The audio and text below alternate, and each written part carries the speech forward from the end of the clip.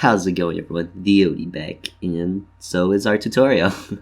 Okay, so in the last part, we learned about dialogue, and we learned about all the different kinds of commands that we can put in our show text, as well as, well, faces, such that, to give it expressions. And from that, we learned to keep things straight to the point and get them to gameplay as soon as possible.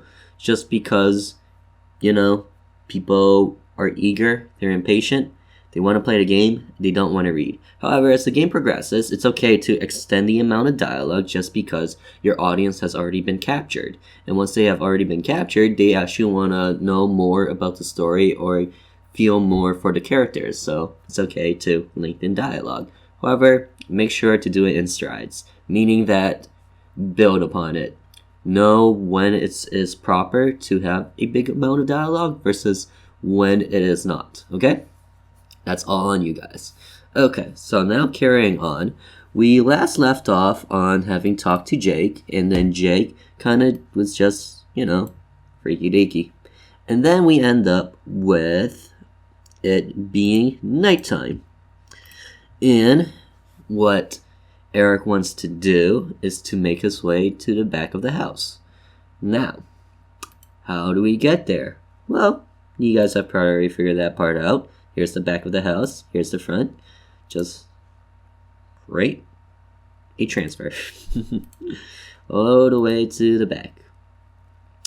And we're going to have it here, not here. And the reason for that is because even though we're going here, you have to remember that the house has been mirrored and that we're now in the backside. So if we come in from the left, we exit on the right.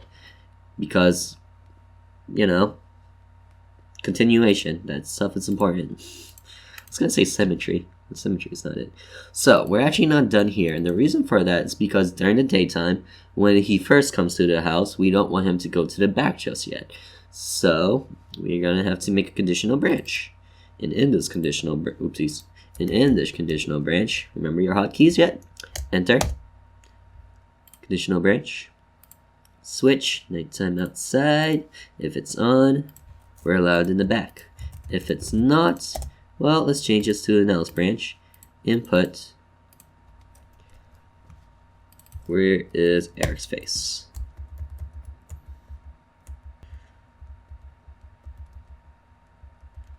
I suppose this one's pretty okay. I shouldn't be snooping around.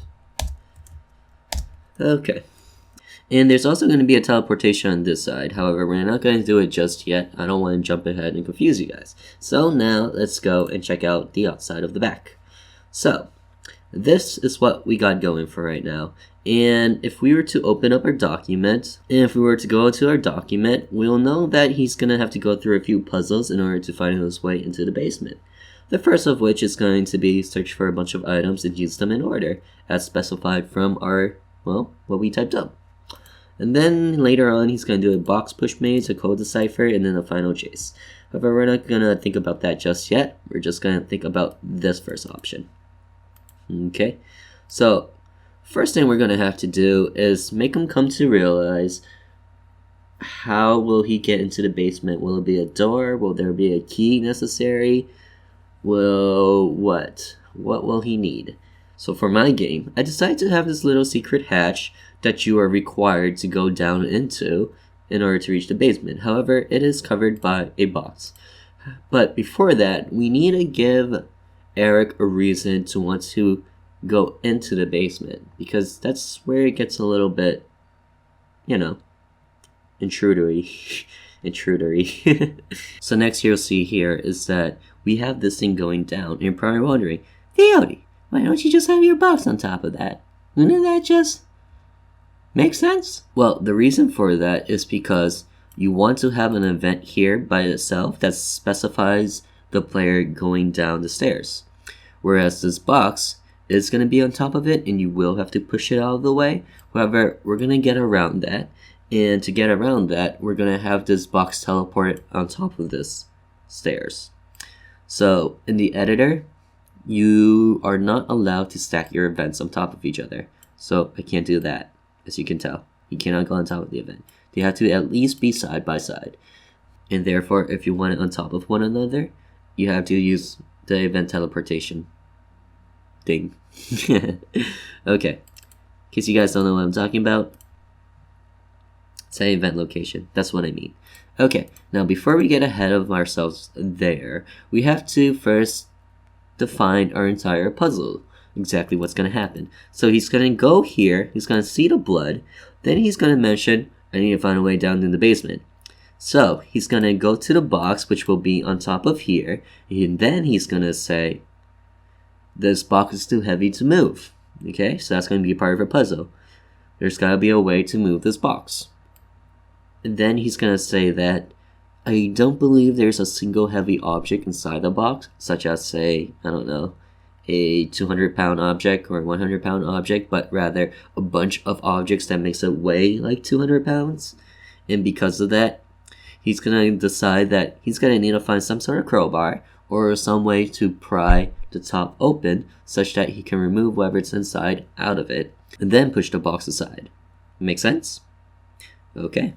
So there's like a million bajillion ways you can do this. You can make it simple and just put, say, the crowbar inside here or on top of here. You can put the crowbar right somewhere here hidden, but that is simple. We want to get our players to think a little bit, just so that he knows that, hey, there's going to be some challenging puzzles up ahead, so let's slowly make our way up, but let's not make it too easy. That makes it feel like a search fetch quest.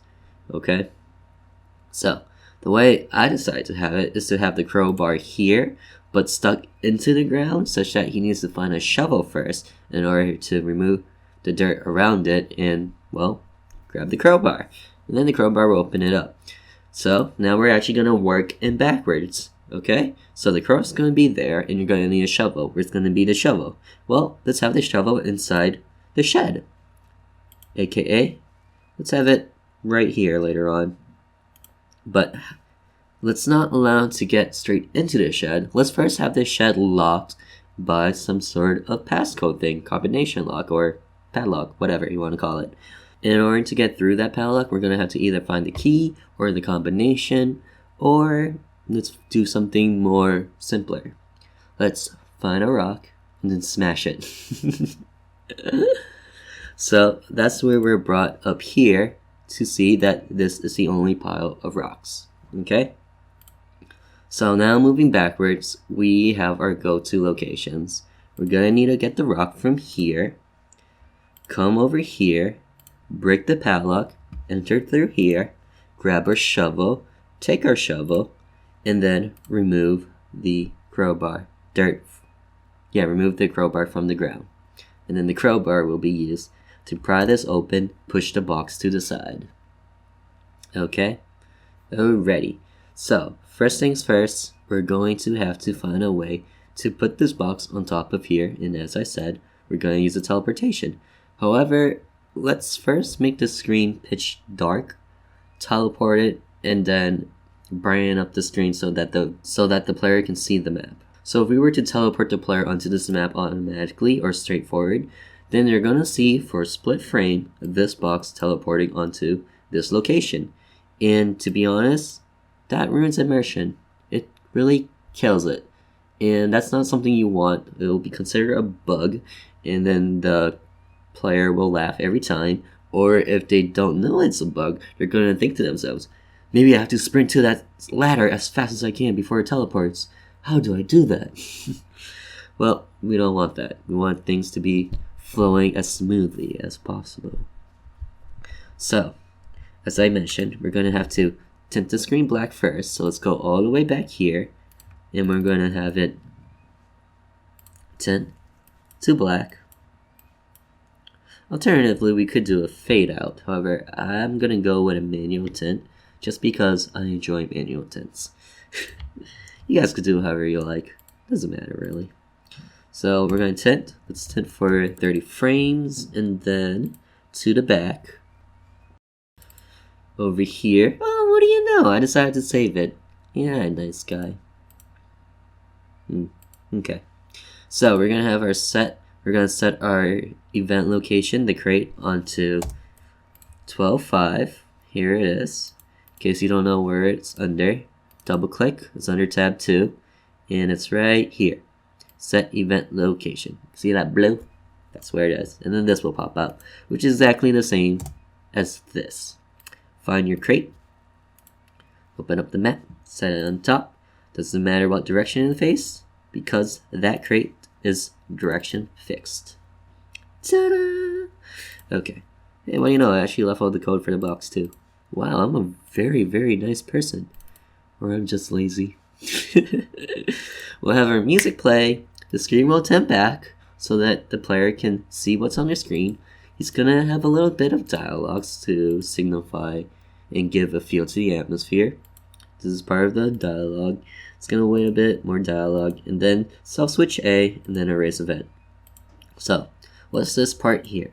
So what this is saying is that it's gonna switch, the self-switch A is gonna switch on, which will move it onto this page. And what this page will do is exactly as the same as this, however, removes the dialogue. This way, whenever he teleports back onto the map, by going to the front, going to the shed, and then coming back onto this back of the house map, this dialogue will not play. And we erase the event is because we don't want it to continuously run like a bajillion time and freeze up because it's on auto run. Okay, so we have to erase the event. And remember, erase event temporarily removes the event such that once you leave the map and come back, this event will come back. Then once it reaches this end, it will disappear as long as you're on that map. But once you go away and come back, it's back. Okay. So we'll see this in the third page. However, that's spoilers. Don't get ahead of yourself. So, back to 2. And we'll hit OK. So, it's gonna first see the blood. And what do you know? I kept a cutscene. And if you follow along, this whole here is cutscene, and then we're gonna get a switch. This switch will signify the end of this cutscene so that it will not play anymore, as well as allow the player to want to move this box. As you can see here, F is on. However, if we go all the way down and go here, you will see, I think I can see something in front of this, meaning that Eric needs to interact with the blood first before going to this crate. Okay, so let's give this switch a name. Okay, remember guys, space button to edit, and it's under switch 3, and just to make it as simple as possible, we'll keep it on switch 3. We can switch it to switch 2 or 20 or however you like. However, that would mean changing all of the others as well. And let's not go through that sort of frustration, okay?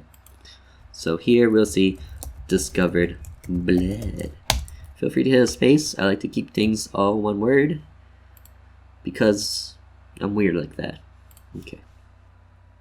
So here you'll see once discovered blood is on, and if he has a crowbar, however, to start things off, he will not have a crowbar. So we're actually gonna have to go all the way down to figure out where he does not have that crowbar. So all this here is him having a crowbar.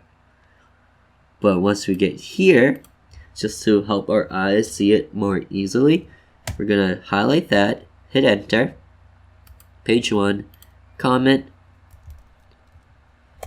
does not have crowbar, but discovered blood. Let's make it all lowercase. Okay, see, there we go. Now all we gotta do is scroll down until we see a green, and then, oh, that's where it is.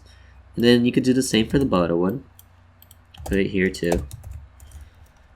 Did not discover blood yet. And then if you even want, you could go as far as put a line so that your eyes can see it easier as you drift down below. If you prefer it this way, you can even do a line like this. See? So many different ways you could do. It's all preference. Okay, so now we got something going on here. Now, what is going on? It's asking for a self switch. Okay, we do not have a self switch on, so we'll just jump to the else if first and then see where self switch A turns on, and then we'll go back to this. So he discovered a blood and have not interacted with this crate yet, and this is what's going on. This crate is too heavy to move. Cutscene, I don't think it's a single heavy object in there. Maybe if I can pry this crate open, I can remove some of what's inside to move it out of the way. Then self switch A is on. Okay, so this is his first interaction, having discovered the blood, but does not have the crowbar. The self switch is on. And remember, this is action button, so it will not automatically run again. It will end here until we decide to interact with the box again. And based on what we see, if we were to interact with it again, having not received the crowbar, but had discovered the blood, then he's gonna say, I need to find a tool to pry the top of this crate with. Does that make sense? So, I know that's a little bit confusing, but remember, when it comes to coding, or when it comes to making something or understanding a set of code, always go from the top, then make your way to the bottom, and ask yourself, if there's our conditional branches, has this been discovered yet? Yes, so we're allowed to move here. Does the party have a crowbar? No, we're going to have to figure out where in the section to skip to such that he does not have the crowbar, which is here. Now we're going to look here. Is self switch A on? No, so we're going to go here. And then it's done. Then we see to ourselves, hey, self switch has been turned on. Okay, let's go back from the top, make our way to the bottom, and discover where self switch gets turned on, which happens to be here. And what happens here is this. Okay, so now we have only one question left. Does the party have the crowbar? Party does not have a crowbar, so let's not jump into that yet and discover where he will receive the crowbar. And as we already talked about, but have not yet coded, the crowbar will be discovered right here. But before you can get that crowbar, he needs to get the shovel inside the shed. But before he can get inside the shed, he has to get through this passcode. But in order to get through that passcode, he needs to find a rock. And the rock is right here. Does that make sense, you guys? Start from the top, and then make your way to the very end. So if I was to code this all out by myself, without having saved any of this, honestly, this part about the crowbar would not be here. I mean, everything inside the crowbar would not be here. Where's the end? So, do not do this. Okay, guys, do not do this. I'm control cutting. So, it would look like this if I was coding it along as we go. However, because I already did this and I decided to save this portion, and the reason why I decided to save this portion here is because that's all cutscene related and getting that crate open, that I decided to leave it there to save us time.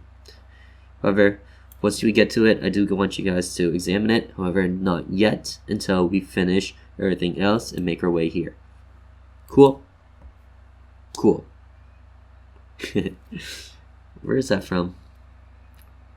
Rocket power? I think so. Yeah, no, I don't know. Anyways, let's keep going.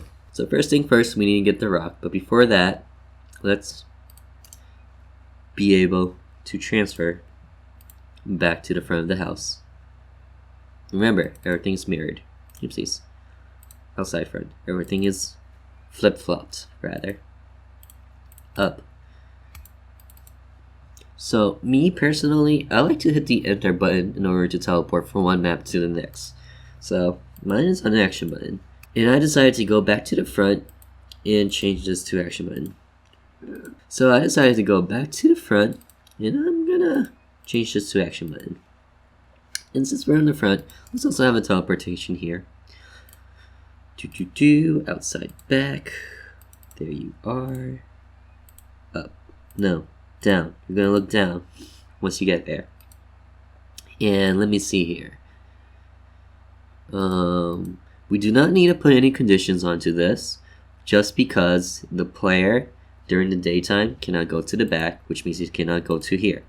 He also cannot squeeze through these gates, or through these fences, sorry, to get to the rocks and into the back, Because of that, we don't need to put a condition. Okay, so back to outside in the back. Right click, quick event, transfer to the front. Right here. And down we go. Did I put down on this or did I put up? I put up. Let's change it to down because that'll make more sense. And fade, yes, we have the fade. It's totally fine. And now outside front. So remember that the box has to teleport, and because of that, we're gonna go to this event that we created, the one that I said we didn't need conditions on. However, we do need the tint screen on, and we're gonna tint it before you even move to black. Tint screen to black. And this is going to take 30 frames, half a second. We're going to wait. Now, we actually want our sound effect to play before the tint screen, just so that it goes ch ch, which is the sound effect it makes to move to the back, to teleport to the back screen. So ch ch, fade to black, and then opens up to the next map.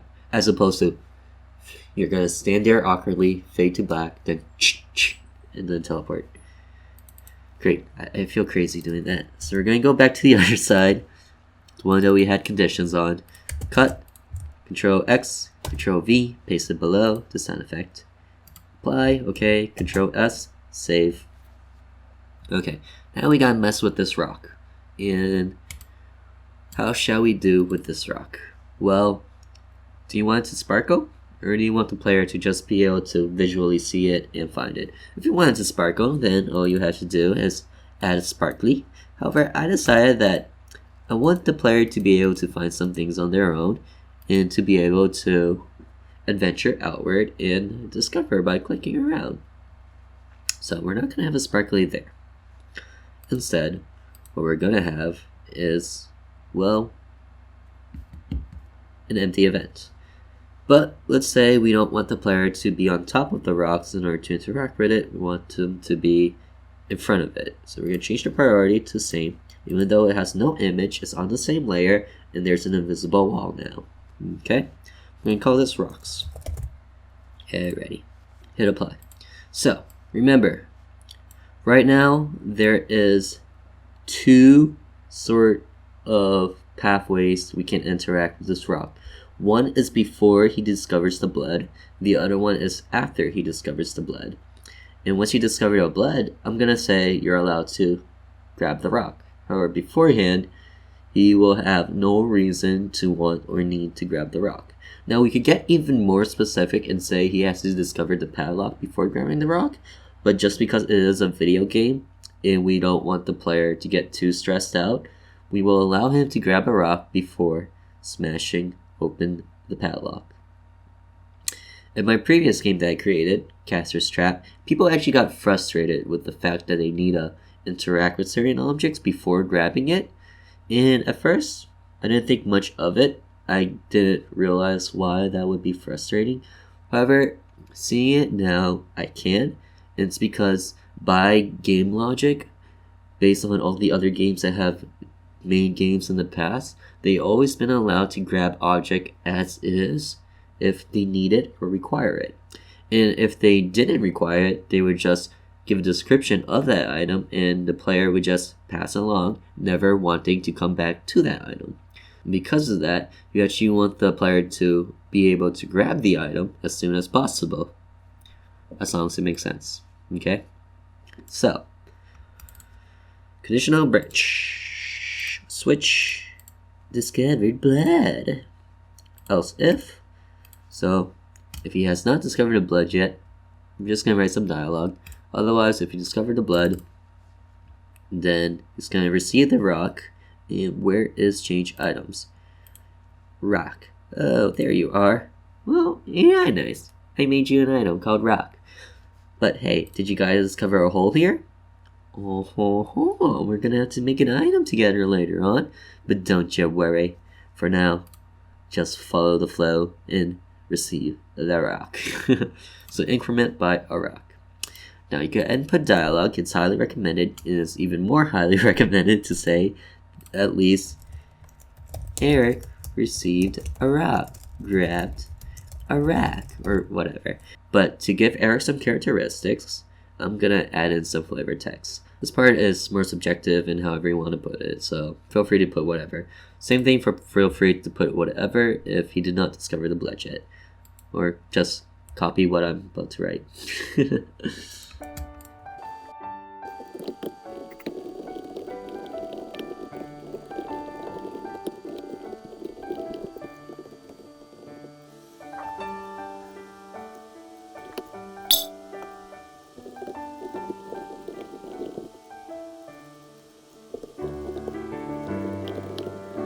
So now we got this cutscene going on, and we want to make sure that Eric cannot grab any more rocks. So now that we have this, we want to actually, did you guys guess it? Create a new page, make it on self switch A, and then control self switch A on. Yeah, this way he cannot grab any more rocks. So it gets rid of it as well as allows us to put something else on it.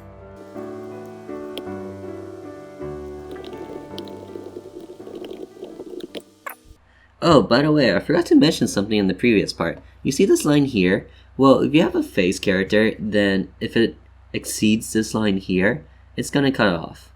If you didn't have a face character, then, to be honest, the line is like invisible, but it's actually like somewhere here. Or maybe it is to the end of the edge, but just realize that this line here is where it'll cut off if you have a face. Okay? Okay. So now that we got that going, we got a rack. Get a rack. And now we need to bring ourselves back to the front, back. We need to bring ourselves back to the back. Yeah, that makes sense. And we're going to want to have the rock in here. But before we do that, let's first and foremost code our crowbar. And we're going to code the crowbar not such that it's allowed to open this, or that even you can grab the crowbar just yet, but rather that you can look at the crowbar and the player can tell themselves that, hey, there's something in the ground, but you can't pull it out yet. Okay?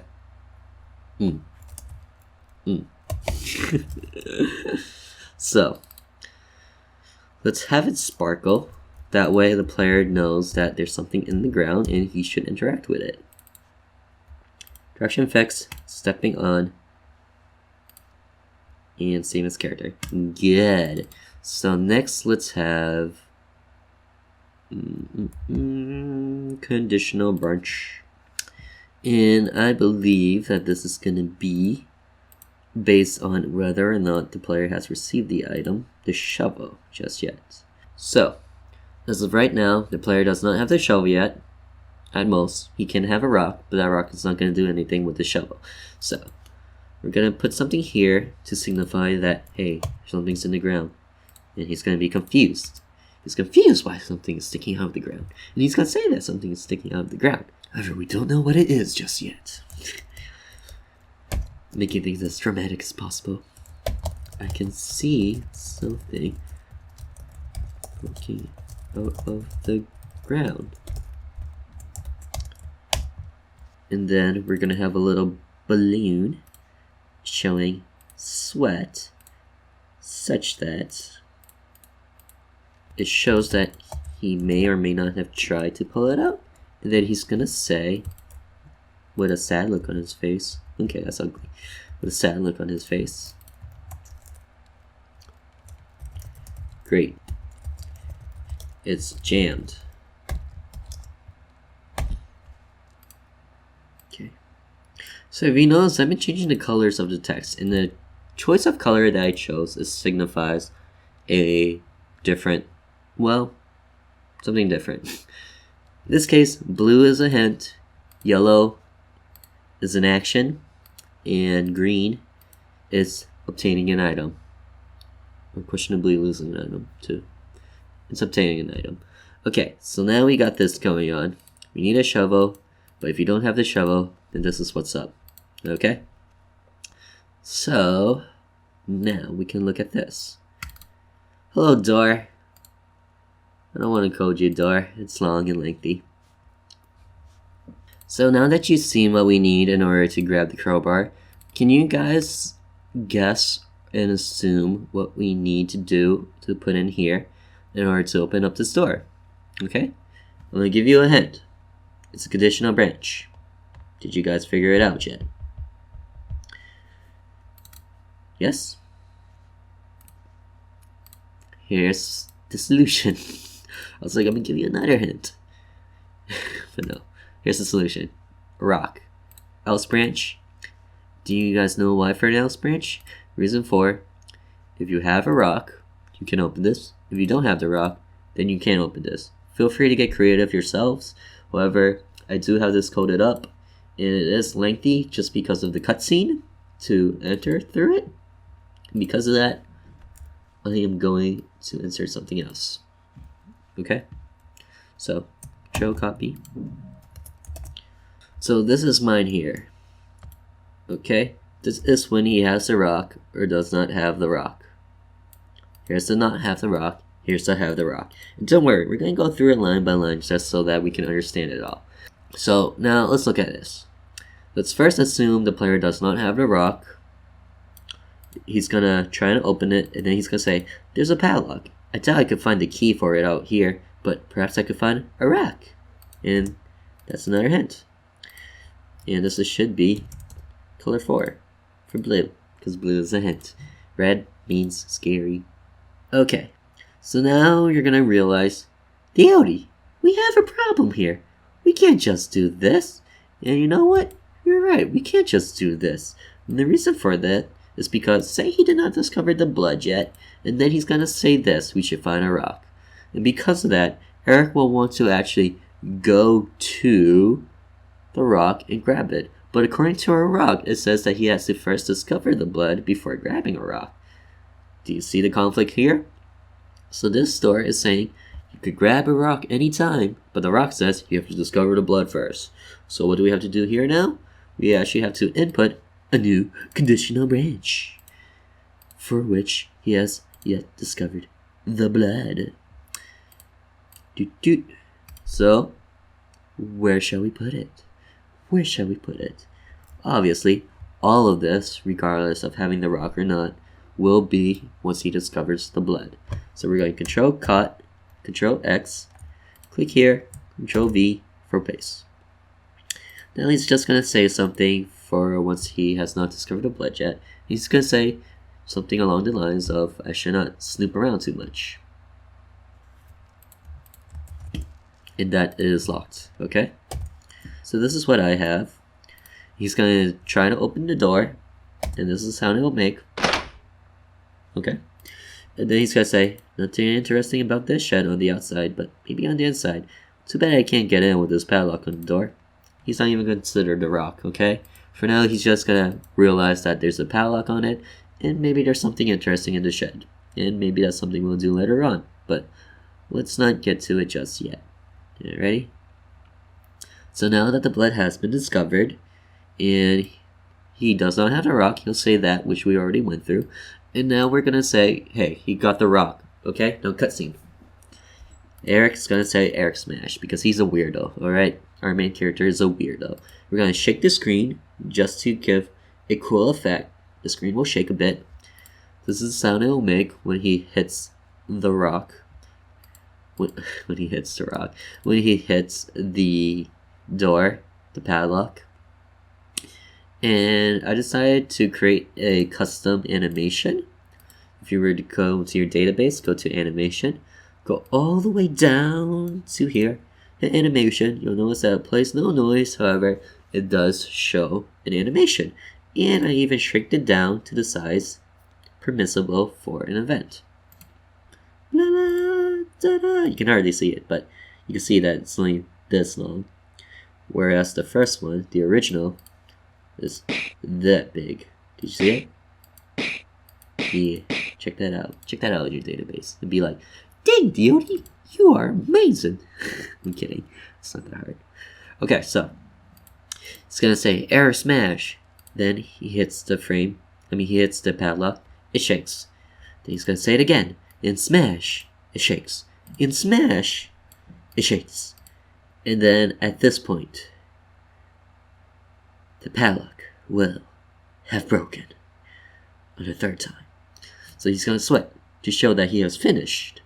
Then he's going to say, you are a strong adversary, but were no use to the incredible might of Eric. And then this is just a fun sound effect. or whatever. And then music note to say that he's celebrating. He's playing his own theme song. And then he's gonna say, the might of Eric and Rack. And then the rock happens to Grumbo. And I believe I made it yellow to show in action.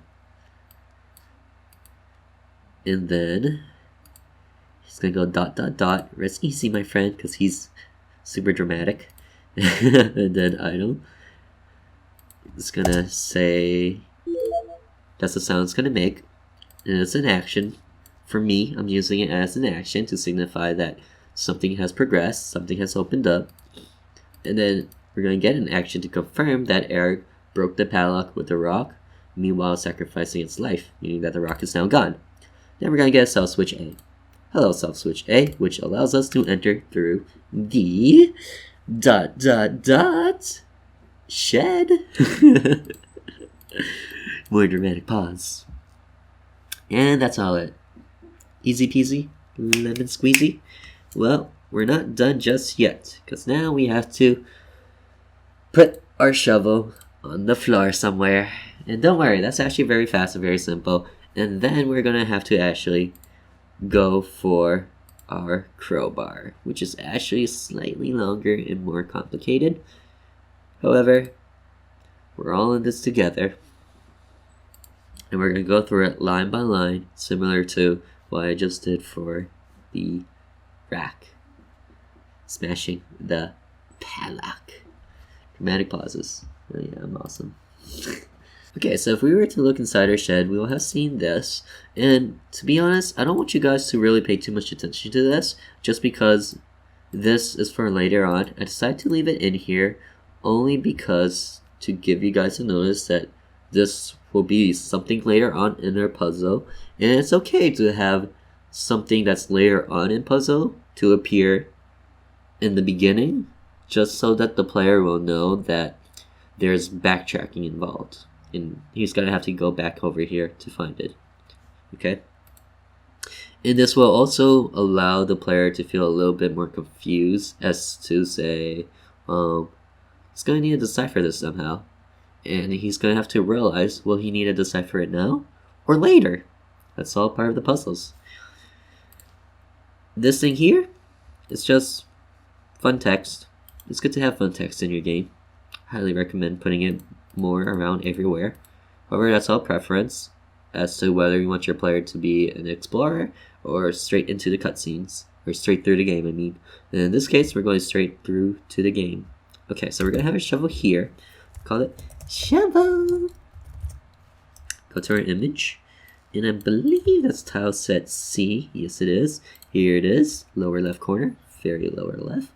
We have this direction fixed. We could uncheck walking. We could keep it there. Doesn't matter.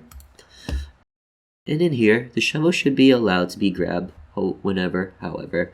Does not need to discover the blood. Does not need to have a rock. Does not need to have opened the shed.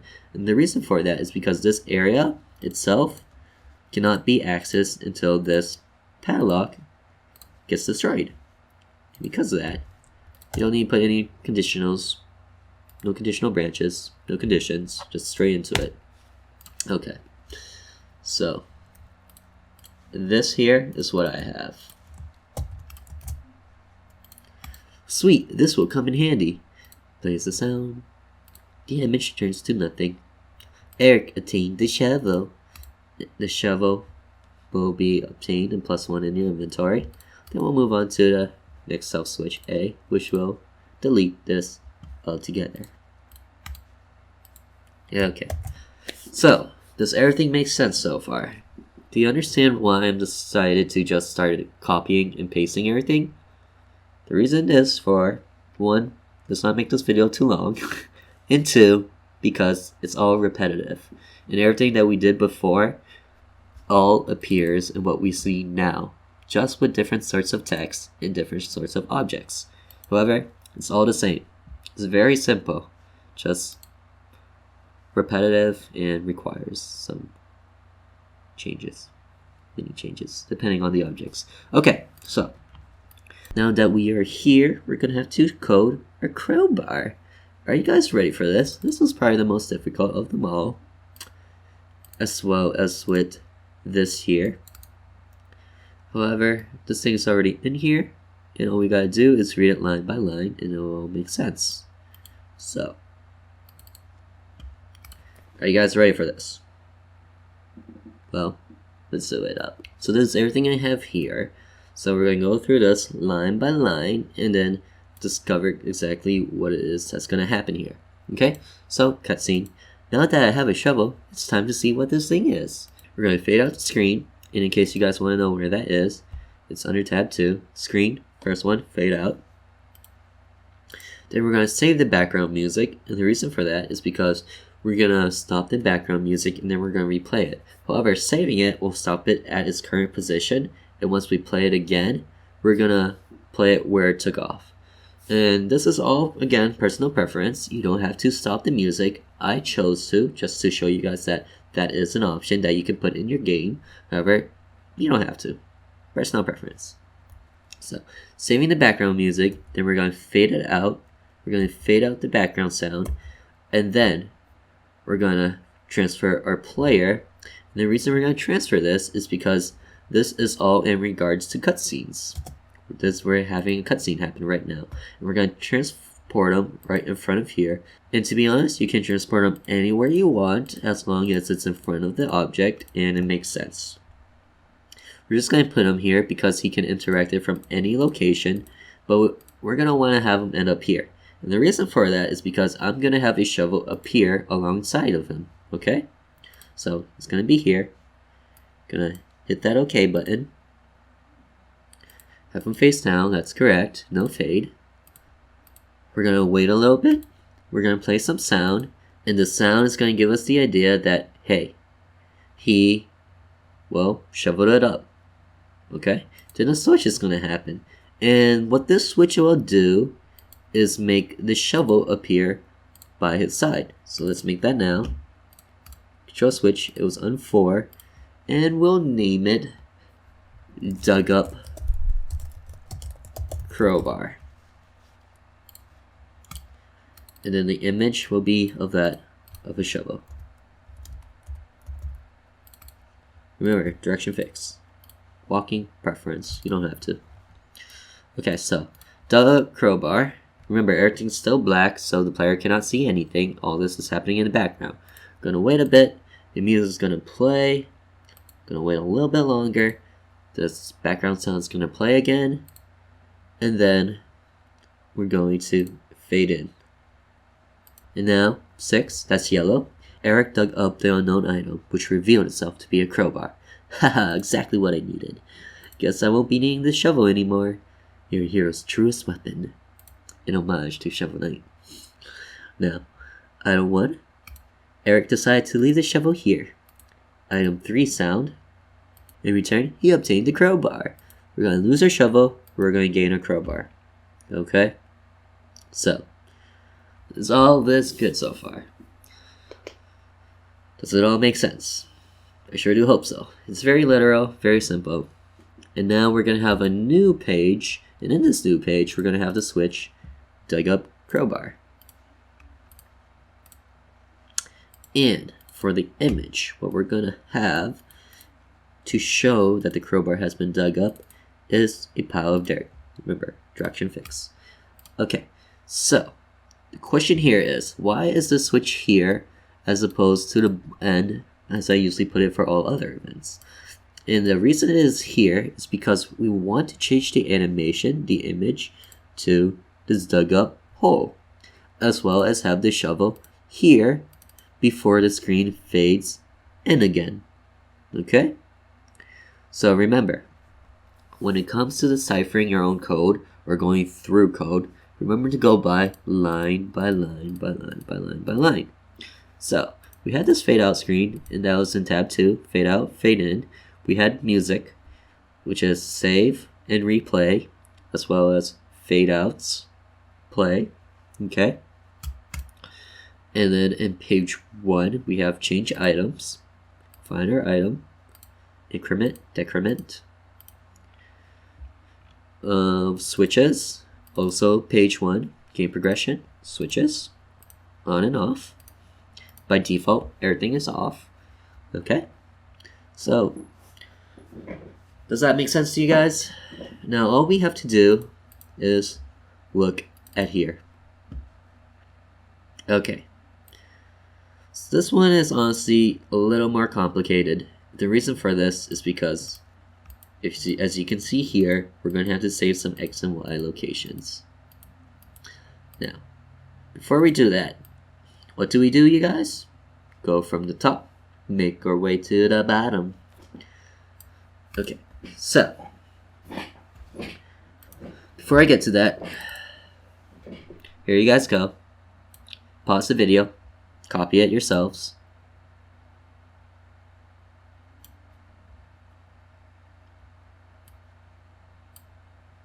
Okay, now you guys should be all caught up with me. And last but not least, let's figure this part out. Okay, so what do we gotta do, you guys?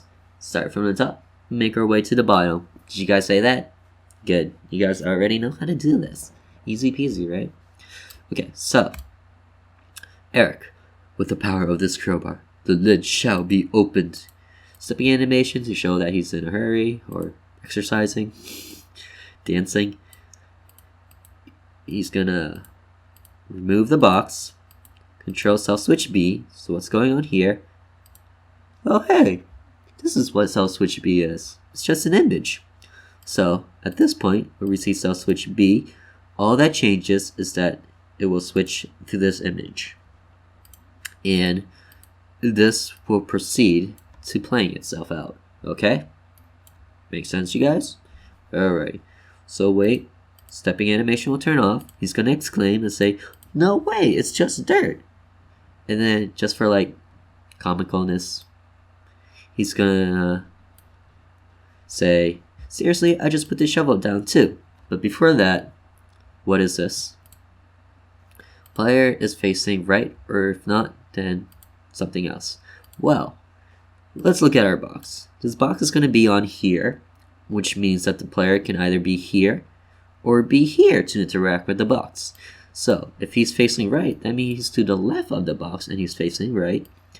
And what this will do is, in terms of a cutscene or animating him, it's going to turn down, wait for a bit to look at the shovel, then look at the box again, and then he's going to say, "Seriously, I just put the shovel down." Now, otherwise, if he's not facing right, well, the only way to interact with the box is from the left. And because of that, we don't have to put a conditional branch is facing left. It's already assumed. It's, well, the only other option in this case. So, it's going to look down at the shovel, which is right here. Then he's going to look left again at the box. Easy peasy, right? Okay. So, continuing onward. Seriously, I just put the shovel down. Stepping animation is going to be off because he's no longer mad, but he's going to be sad and say, "This is just maddening." Fade out.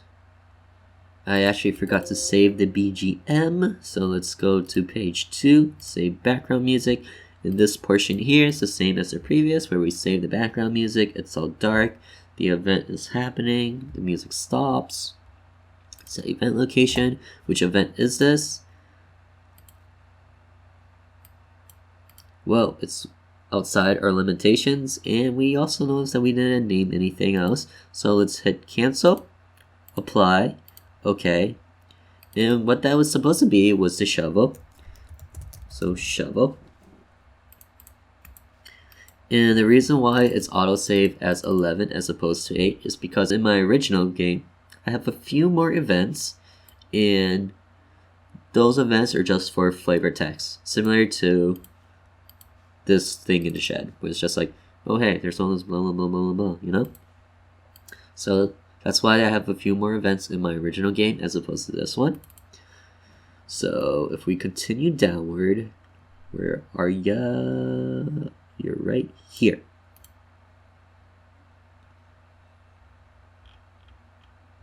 Right here. So this is gonna be shovel. I'm gonna set the shovel right there. Okay. Shovel's gonna retain its direction so that it remains a shovel. Now we're gonna have self switch C on. Remember, this is still pitch black. We have not faded in yet. And what is C? an empty box. Okay.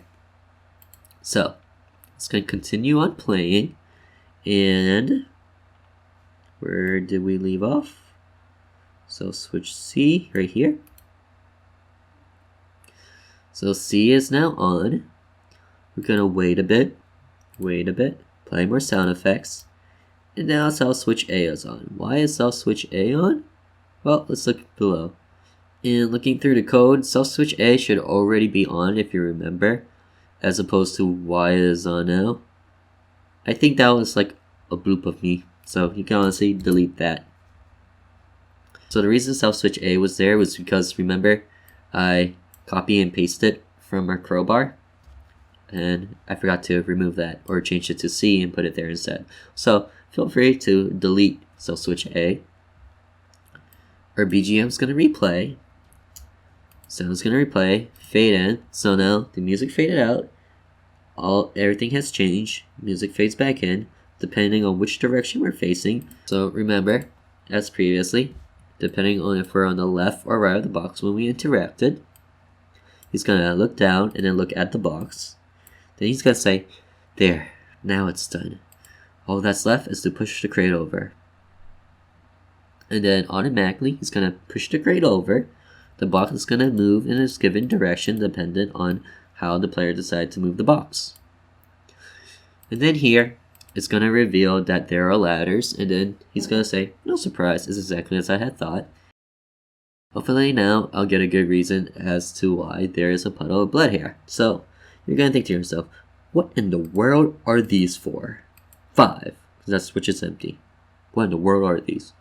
Well, let's start from the top and we'll make our way to the bottom. And what the first 2 is going to be is, remember, we can interact with a box on either the left or the right side of it. And because of that, depending on which direction we chose to interact with the box from, the player is going to push the box, which means the box will either end up here or it can end up here. So when we leave the map and come back here, we're going to want to have the box remain in its direction of where we pushed it to. In other words, what I mean is, say we were here and we push the box to over here. Then we leave the map, come back, and the box is here. Well, that kind of breaks immersion, it breaks continuation, and we do not want to have that, okay? So what we're going to do instead is a rather unique technique of setting an event location based on variables, where variables are, remember, assigned by numbers. And these variables can actually be the coordinates of an event. In this case, this here, we're going to change this to crate x. It will equal the map x of the crate, its x coordinate. And here, we're going to have crate y, which is the y coordinate of the crate. Gucci? Gucci. So next you're going to see this. And remember, these 2 save the location of the crate. What else has moved? The shovel. You guys are smart. Let's actually just change this to shovel, because remember, I changed a few things in terms of my original game versus this game. And like this, we're going to have to change the switches, number 7 to shovel X. Go here, change it to your shovel. Then here, remember spacebar, edits it. Otherwise, right click, edit it, spacebar. Shovel Y, map Y of the shovel. Okay, everything looks good. Okay, now what is this last one? Were you guys able to guess what this last one is? So think about it carefully. What did we use Discover Blood for? Progression, to ensure that we saw the blood before interacting with all these different puzzle objects and proceeding along. What should this switch be for? To enable us to enter into the cellar. Okay, so let's name it. Shall we name it? Enter cellar. And it is on. Now honestly, you could have it down here. Doesn't matter. I just chose to put it up here just because there's like this line of red, and I kind of wanted that red to continue. That's the only reason. Okay, we're gonna play a sound. No longer needing the crowbar, Eric decides to dispose of it in the crate. And the reason why I said in the crate is because there's no picture that physically shows a crowbar. So, what was our best option? Hide it in the crate. Now, this is done, and this event will go away. So remember, what sort of switches has been turned on that can change these pages? Self switch B and self switch C. So now, we're going to go to our latest page and work our way backwards to see which of the switches has been turned on. Self switch B and self switch C. And now if we look at this, hey, this condition, self switch C. Self switch C has been turned on. And because of that, this is the page that the player will now interact with. It will not be this one. It will not be this one. It is now, it has to be this one. And what's it gonna say? Hopefully I won't be needing that crowbar anymore. And that's it. You're done with the box. We will hit OK. Control S to save. And now, let's finally test everything. Control R to run. So I actually saved it at the point where we're just about to interact with the door. I'm going to proceed along with it and then save afterwards.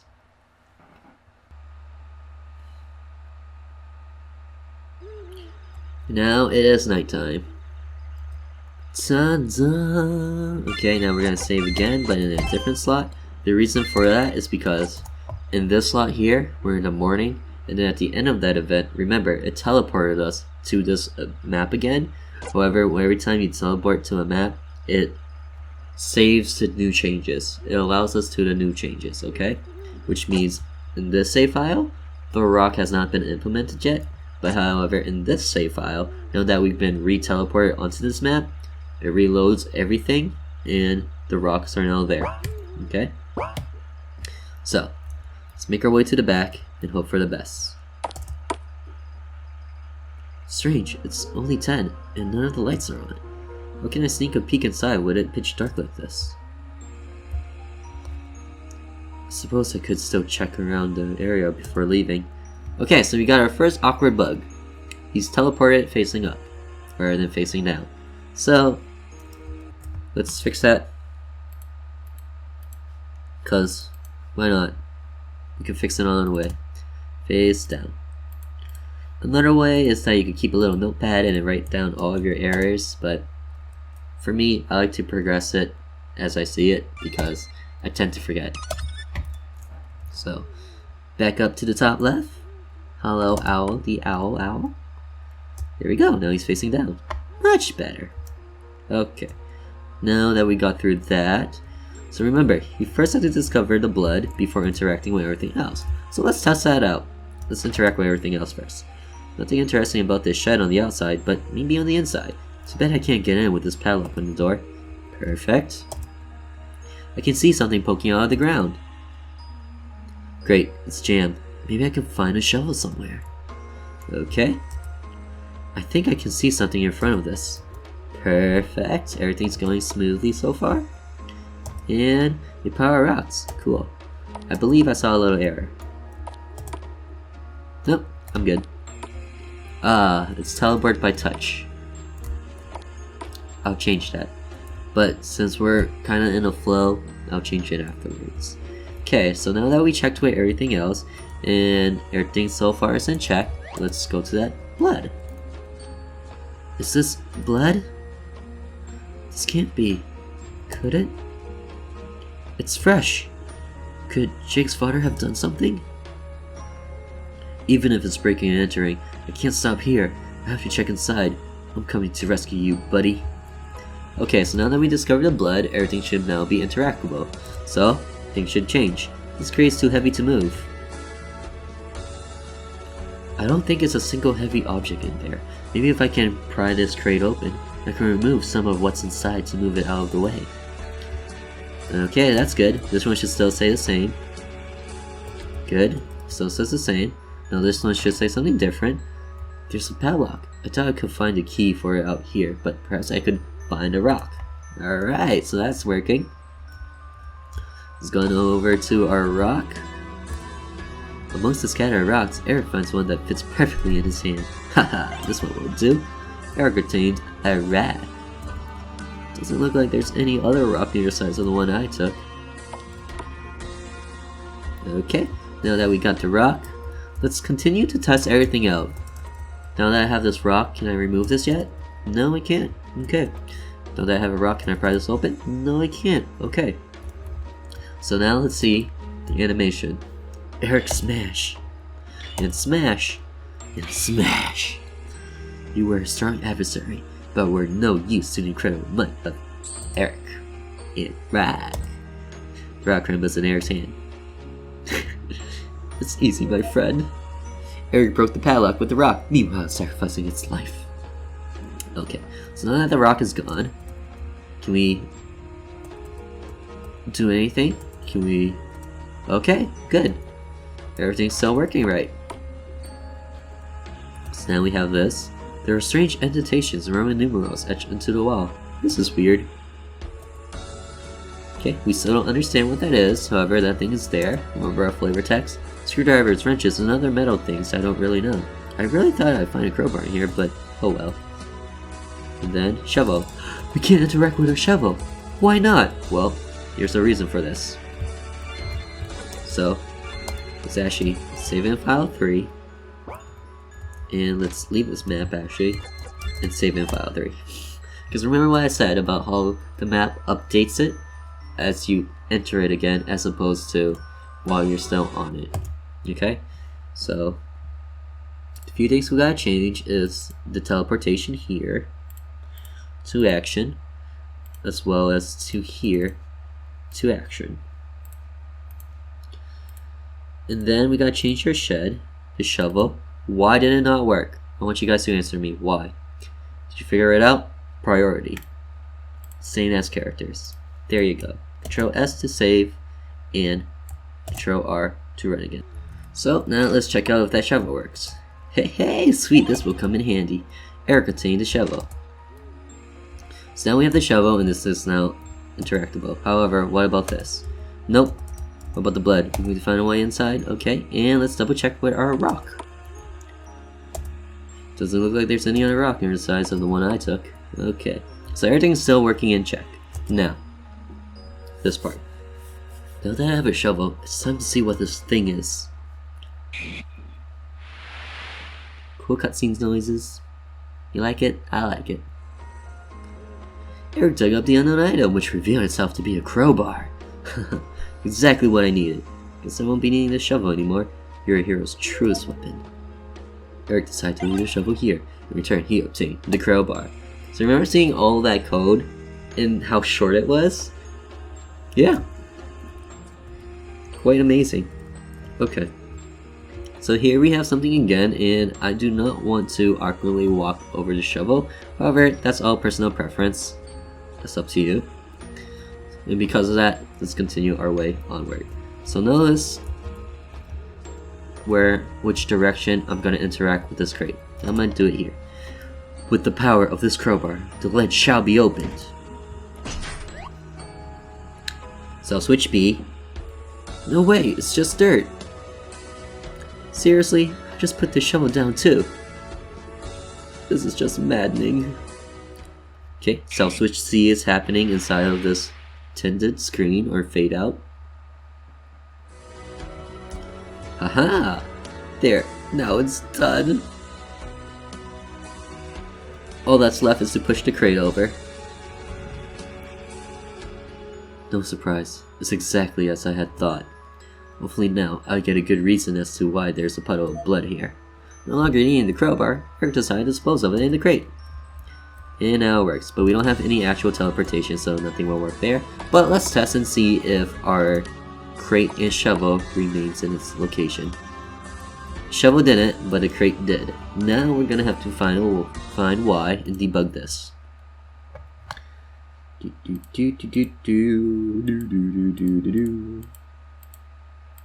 Outside back.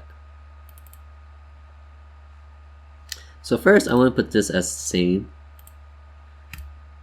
And you can put a dialogue there. I'm just gonna leave it be for now. And what else did I want to change? Well, we're gonna have to figure out why the shovel did not stay there. And the reason for that is actually rather obvious. If we were to go into here and see that our page 3 will have enter seller. And in our page 3, we're gonna see that the crate's gonna teleport to its location, and the shovel should have, but guess what? The ID of the shovel is this, aka 8. However, we named it shovel, and the event we're looking for is shovel. Before it was 11, but now we're gonna change it to shovel. Because remember, in my original game, I had a few more events, but in this one, I only have 8, and the 8th one is shovel, hence set event location shovel. And now it should fix itself. And the reason why this page now opens, have you guys guessed why? Because we have the condition checked off, enter seller. So, these are what controls it. So, as a whole, this event, have you guys figured out what it does? It loads up the screen and then reveals the screen. That's what this whole event is. And it's preferred to keep it out of the way of the player, just so that you don't cluster everything on the inside and it's easy to find. So I like to put it usually in corners, or if anything on top of roofs. But other than that, I like corners. Corners are nice. So now everything should be working, and we have to now test it. And remember how there's 2 ways to interact with our box? Well. We are going to interact with it in a different way. So first time we interacted on the right side. Now we're going to interact on the left side to see and ensure that everything does work. Oh, I didn't get the shovel yet. I'm dumb. All that spamming for nothing. Okay, now let's save the map. Let's do a 4 file just for the heck of it. Interacting on the left side this time. Fast forward through the cutscene because we already know the cutscene is proper. We just want to ensure that the box moves to its right location and teleports there every time we leave and enter the map. And there we go. Now let's leave the map. Enter it again. Ta-da! Both the shovel and the crate is there. Now, as developers, we have to be paranoid little crappers. Crappers. We have to be paranoid as hell. Okay? Because we want to ensure that our game works regardless of how it's played. So we're going to go back and test the right side just because the shovel didn't teleport it the first time. Okay? So as a developer, you have to be super paranoid about bugs. Find any possible way to crash your own game. Any possible way to crash it. And then test it out to ensure that it works. Because if you can find a bug, then there's going to be that one person who can also find the bug. When it comes to playing your game, I highly recommend to constantly replay a section, but play it in different ways each time. Your job as a developer, unless you have a hired game tester, is to crash your own game in any way possible and figure out why it crashes and fix it. Okay? So the final and last part that I do want to mention is that when we made all these events and all these puzzles, we made it all and then we tested it in the end. And the only reason I decided not to test play it was A, to save time, B, I do not want premature bugs to appear when it should not. What that means is that we have preset data from what I've already created in here. And if we were to test play that, we would be a bit premature into our game, and then we would see bugs that normally would not appear if this game was complete. Okay? So that's the other reason why I decided not to test play it.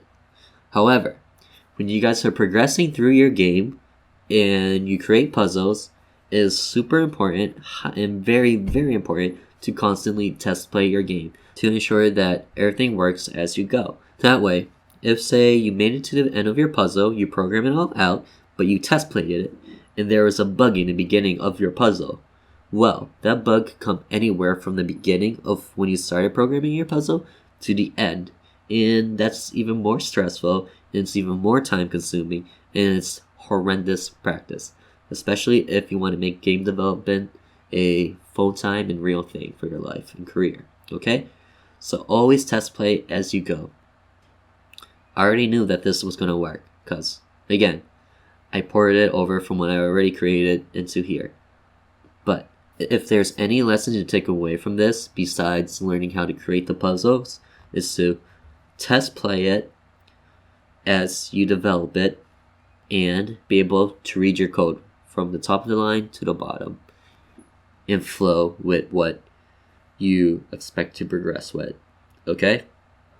I'll admit that what we created here was more of a novice level, whereas you're still in that newbie island. So I say, if anything, hey, do have that key just right there, interact with the key, and then bring it to this door. Okay? Start very basic, start very simple. Then once you feel like you're very comfortable with making that sort of puzzle, the straightforward puzzle, and you understand everything about it line for line, then move on to something more complicated as to what we just made here. Okay? Now, other than that, you guys, take care. Do you have homework? Yes, you do. So as you realize, these homework is not for me to test you guys, but for you to test your own self out. So for your homework, I want you guys to create a new project. Save this, yes. Call it test. Hit OK. I'm not going to create it because I actually have one. Call it test. It will open up and look like this. Except you'll have different startup playable characters. And I want you to make a house. Like so. In front of the house, create a door. Edit this door such that you require a key to open it. And what that will take you to, create a new map, right click, new, indoors. Be sure tile set is set to inside, could also be SF inside. And then just have this. And have them teleport to this map, okay? Ensure that you require a key to open this door. And then have the key, I don't know, somewhere in a chest maybe. Create the key here, make it a sparkly, make that sparkly animate. Make sure you have that key. If you go to your database, go to items, you'll notice that they don't have any key here. However, I'll show you this really quickly. We're going to get more in depth to it, but for now, just go here, type in key, hit from regular item to key item, then OK. Alright? That's all we're going to do for that for now. So, have a sparkly somewhere on the map, give the player the key, require the key to open this door. That's your homework, you guys. Other than that, I want you guys to go through these lines of code, go by line for line, make sure that you understand it 110%, such that you feel as though you can explain to a person why it works the way it does. Okay? To be honest, this was probably the longest video out of all of the main tutorials aside from the touring of the engine, but hey, you got through the thick of it. And what comes next is actually going to be really easy. Next up is the box pushing puzzle, and then we're going to go into the code decipher puzzle as well as into the final chasing. So these three are what's left, but this is going to be fast, this is going to be fast, this one's going to be a long one, okay? However, I find that what we made was the longest one of them all. This one is probably just more complicated. But these two are easy. So, till then you guys, I'll see you in the next part. Take care, and keep RPGing. Yeah. Alright, this is TheOdie. And I'll see you in the next part. Ciao. Oh, remember to like if you've been enjoying the series. It really helps out. Okay, now, see ya! So now we can copy this crate and paste it everywhere else we want to put it, which is only here. And all we have to do